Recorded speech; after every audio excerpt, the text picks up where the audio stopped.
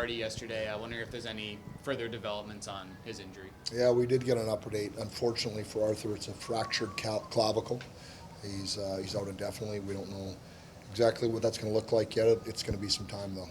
Today's schedule, originally you guys had the double session like you had it, changed it up. Just wondering maybe the rationale behind giving that group just the one skate today instead of the two.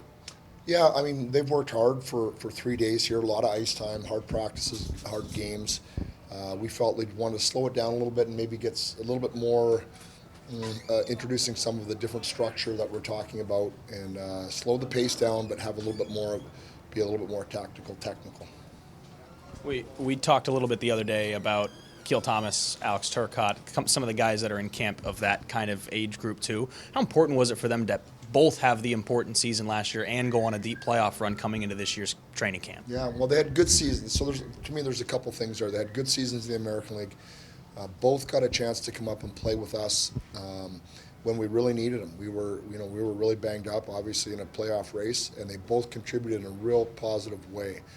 So they did the job there to catch our eye, help us, and then they went on to go back down with the rain.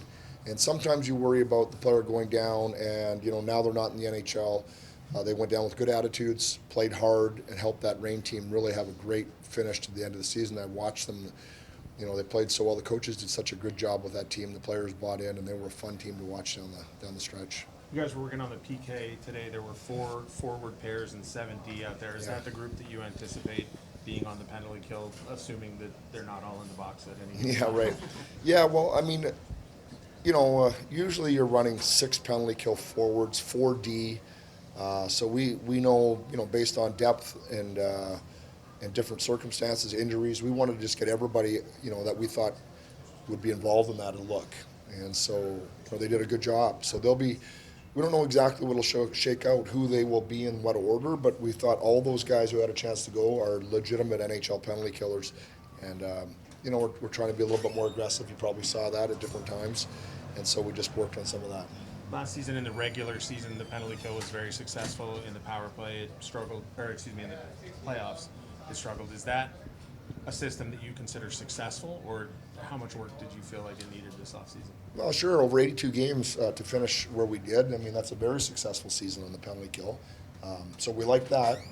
But we know ultimately, we get judged by whether we win our last game or not. And so, it's been a couple of years where we haven't been able to get it done versus Edmonton specifically. So, we have to make some adjustments that'll carry into the regular season and hopefully into the playoffs as well.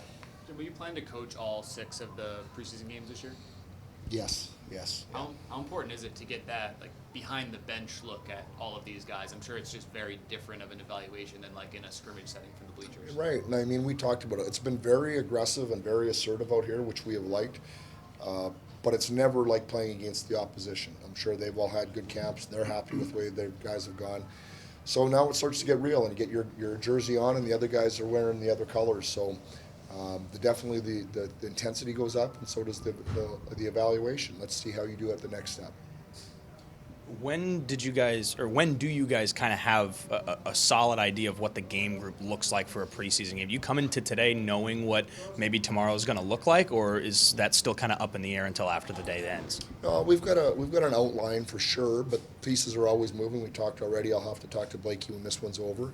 There'll probably be a little bit of an adjustment from what we foresaw. There always is. You want to see different guys with different people and stuff like that. So. You've got to map it out a little bit because your veterans got to get in enough games to make sure they get their engine running, but there's also young players that we want to see closely.